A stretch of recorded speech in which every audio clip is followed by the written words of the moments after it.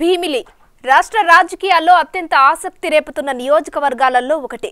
Visakha MP స్థానంలో గెలుపోటంలో నిర్ణయించే segment Bheemili.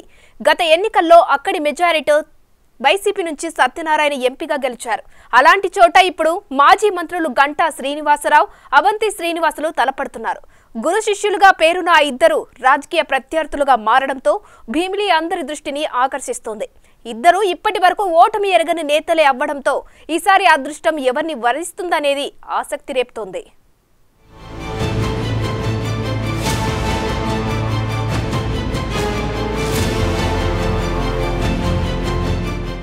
Visakha జిల్లాలో భీమిలి నియోజకవర్గం రాష్ట్రంలోని హాట్ సీట్లలో ఒకటి.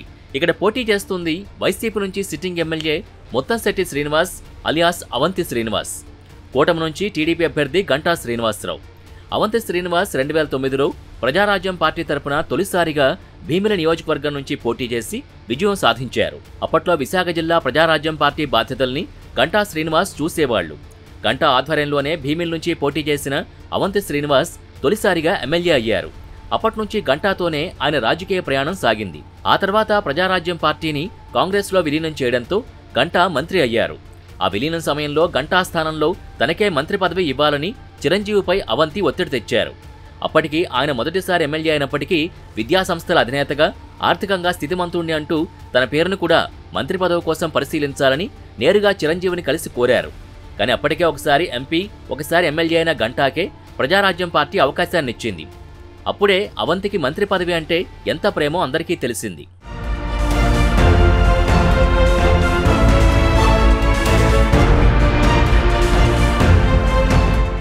తర్వాత కూడా గంటా వెంటే నడిచారు ఆ పొలిటికల్ శిష్యుడు. గంటాతో కలిసే తెలుగుదేశం పార్టీలో చేరారు. ఆ సమయంలో తాను ఎమ్మెల్యేగా ఉన్న భీమిలి నియోజకవర్గాన్ని గంటాకిచ్చి అవంతి అనకాపల్లి ఎంపీ అభ్యర్థిగా వెళ్లారు. ఇద్దరూ 2 చోట్ల విజయం సాధించారు. గంటా శ్రీనివాస్ భీమిలి నుంచి పోటీ చేసి రాష్ట్ర మంత్రిగా బాధ్యతలు చేపడితే అవంతి అనకాపల్లి ఎంపీగా విజయం సాధించి ఢిల్లీలో తన ప్రాబల్యాన్ని పెంచుకునే ప్రయత్నం చేశారు. 2019 దాకా కలిసి ఉన్న ఆ గురు శిష్యుల్ని ఎన్నికల రాజకీయం విడదీసింది. అనకాపల్లి ఎంపీగా ఉంటూనే తెలుగుదేశం పార్టీకి రిజైన్ చేసి వైసీపీలో చేరిన అవంతి తిరిగి 2019 ఎన్నికల్లో భీమిలి నుంచి పోటీ చేసి విజయం సాధించారు. 2019 వరకు భీమిలి ఎమ్మెల్యేగా ఉన్న గంటా శ్రీనివాసరావు విశాఖ నార్త్ నియోజకవర్గం నుంచి తెలుగుదేశం పార్టీ అభ్యర్థిగా బరిలోకి దిగి విజయం సాధించారు. గంటా శ్రీనివాస్ మళ్లీ వైసీపీలోకి వస్తారన్న ప్రచారం జరిగింది. ఆ క్రమంలో గంటా వైసీపీలో చేరకుండా విజయసాయిరెడ్డితో కలిసి అవంతి శ్రీనివాసే అడ్డుకున్నారు. అధికారం ఎక్కడుంటే అక్కడికి రావడం గంటాకి అలవాటే అని విమర్శలు గుప్పించారు.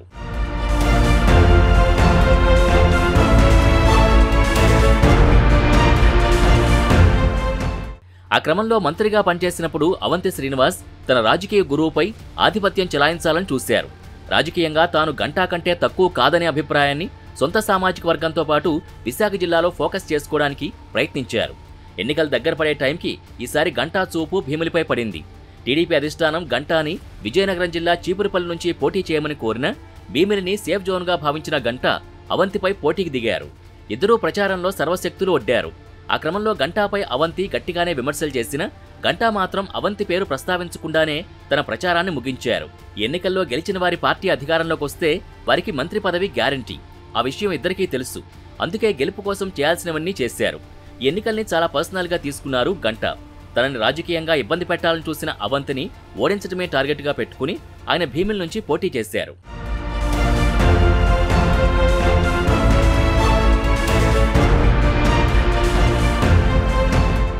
గంటాకి గతంలో మంత్రిగా పనిచేసిన అనుభవం ఉండడం, దానికి తోడు నియోజకవర్గం టీడీపీ బలం, పోల్ మేనేజ్మెంట్లో చూపించిన చొరవ అన్నీ కలగలిసి తక్కువలో తక్కువ 50,000 మెజార్టీ సాధిస్తామన్న ధీమా గంటా సన్నిహితుల్లో కనిపిస్తోంది.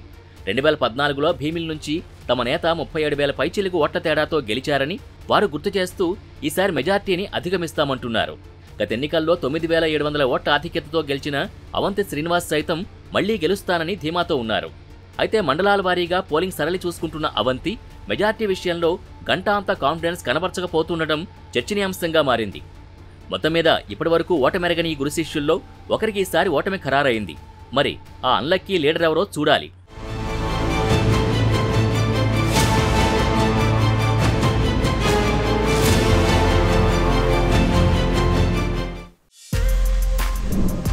For more videos like this, subscribe Big TV channel.